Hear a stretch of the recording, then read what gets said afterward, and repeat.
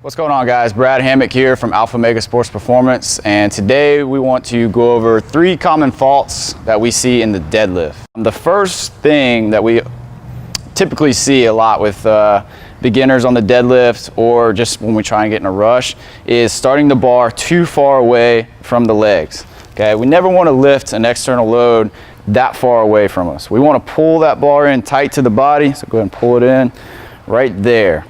If you can see, that bar sits right over his midfoot.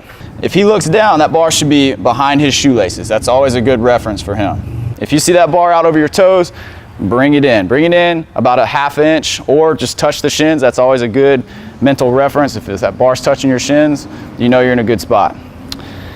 The second fault is yanking the bar off the ground. We definitely see a lot of this when people are either 1, trying to go too heavy, or 2, trying to go too fast. So as you can just see what Ken just did right there, he kind of loaded his legs, he bent, and then his elbows are bent, and he yanks the bar off the ground. It's going to lead to a lot of common faults in the deadlift. When you do the deadlift, you want to go nice and slow, controlled pull from the ground.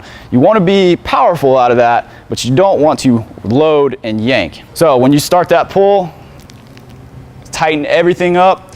Don't reload, don't try and bend, don't try and generate momentum or anything like that. You want a slow, smooth pull from the ground. The last one is the lowering of the bar. Now, a lot of times with the weights, we can drop them in here with these bumper plates, but if we're doing touch and goes or something like that, we see a lot of faults in lowering of the bar. So what I see a lot of is when people drop, they start to bend those knees and push that bar forward.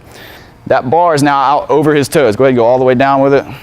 Okay, and now he has to go forward with it, puts all his weight forward. So what we're looking for, I want Ken to push his hips back first. That bar goes straight down at his knees. Now he can drop straight down. Boom. Bar stays over midfoot, right over the shoelaces, and he's in a proper position.